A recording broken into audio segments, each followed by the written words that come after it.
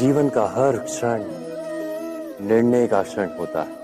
प्रत्येक पद पर दूसरे पद के विषय में कोई निर्णय करना ही पड़ता है और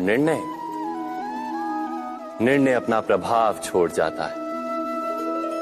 आज किए गए निर्णय भविष्य में सुख अथवा दुख निर्मित करते हैं, ना केवल अपने लिए, अपने परिवार के लिए भी, आने वाली पीढ़ियों के लिए भी। जब कोई दुविधा सामने आती है तो मन व्याकुल हो जाता है, अनिश्चय से भर जाता है। निर्णय का वो क्षण युद्ध बन जाता है और मन बन जाता है युद्ध भूमि। अधिकतर निर्णय हम दुविधा का उपाय करने के लिए नहीं, केवल मन को शांत करने के लिए लेते हैं। पर क्या कोई दौड़ते हुए भोजन कर सकता है? नहीं। तो क्या युद्ध से जूझता हुआ मन कोई योग्य निर्णय ले पाएगा? वास्तव में शांत मन से जब कोई निर्णय करता है तो अपने लिए सुखद भविष्य बनाता है। किंतु अपने मन को शांत करने के लिए जब कोई निर्णय करता है तो वो व्यक्ति भविष्य में अपने लिए कांटों भरा वृक्ष लगाता है। स्वयं विचार कीजिएगा।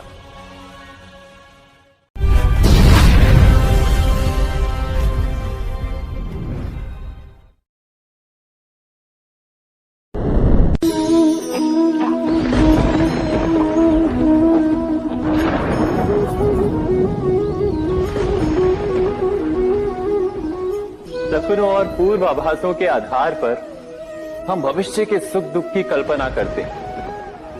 भविष्य के दुख का कारण दूर करने के लिए हम आज योजना बनाते हैं। किंतु कल के संकट को आज निर्मूल करने से हमें लाभ मिलता है या हानि पहुंचती है? ये प्रश्न हम कभी नहीं करते। सत्य तो ये है कि संकट और उसका निवारण साथ जन से, व्यक्ति के लिए भी और सृष्टि के लिए भी। नहीं, आप अपने भूतकाल का स्मरण कीजिए, इतिहास को देखिए।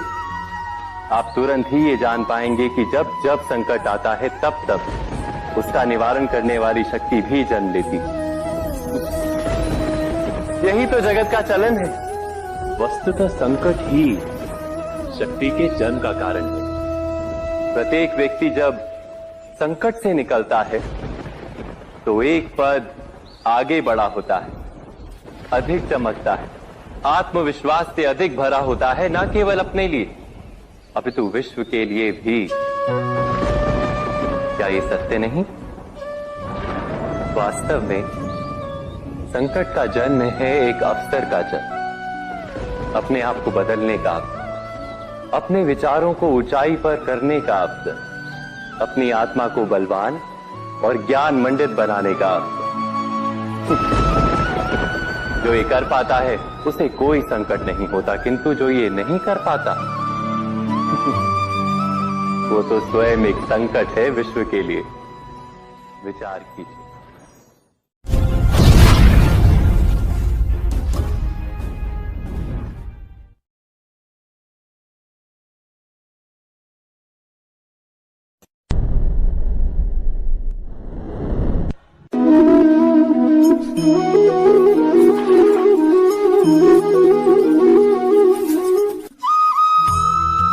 जीवन में आने वाले संघर्षों के लिए जब मनुष्य स्वयं को योग्य नहीं मानता, जब उसे अपने ही बल पर विश्वास नहीं रहता, तब वो सद्गुणों को त्याग कर दुर्गुणों को अपनाता है। वस्तुतः मनुष्य के जीवन में दुर्जनता जन्म ही तब लेती है जब उसके अंतर में आत्मविश्वास नहीं होता। आत्मविश्वास ही अच्छाई को धारण करता है। ये आत्मविश्वास है क्या?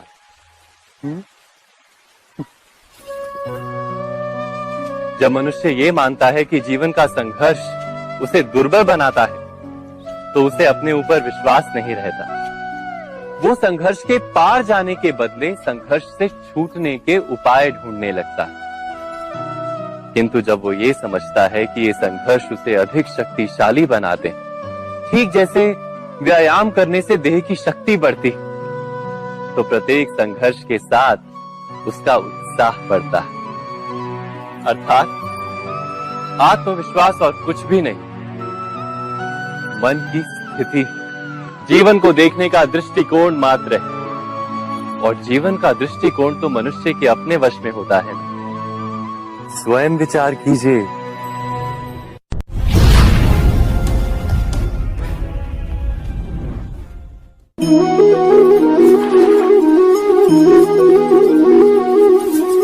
पिता सदा ही अपने संतान के सुख की कामना करते हैं, उनके भविष्य की चिंता करते रहते हैं।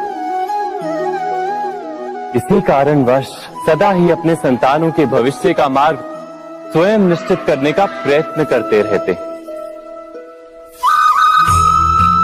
जिस मार्ग पर पिता स्वयं चला है, जिस मार्ग के कंकर पत्थर को स्वयं देखा है, मार्ग की छाया, मार्ग की धूप को स्वयं जाना है, उसी मार्ग पर उसका पुत्र भी चले, यही इच्छा रहती है हर पिता की। निसंदेह उत्तम भावना है ये,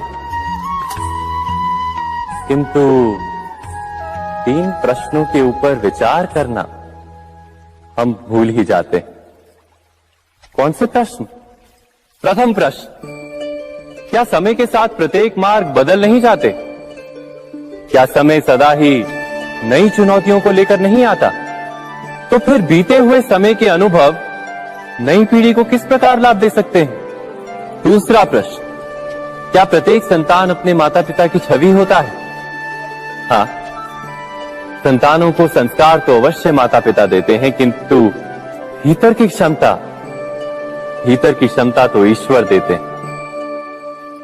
तो जिस मार्ग पर पिता को सफलता मिली है, विश्वास है कि उसी मार्ग पर उसकी संतानों को भी सफलता और सुख प्राप्त होगा। तीसरा प्रश्न, क्या जीवन के संघर्ष और चुनौतियां लाभकारी नहीं होती? क्या प्रत्येक नया प्रश्न एक नए उत्तर का द्वार नहीं खोलता?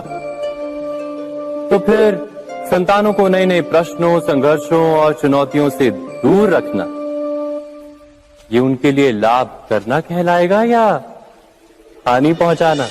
अर्थात जिस प्रकार संतान के भविष्य का निर्माण करने के बदले उसके चरित्र का निर्माण करना श्रेष्ठ है, वैसे संतानों के जीवन का मार्ग निश्चित करने के बदले उन्हें नए संघर्षों के साथ जूझने के लिए मनोबल व ज्ञान देना अधिक लाभदायक नहीं होगा? स्वयं विचार कीजिए।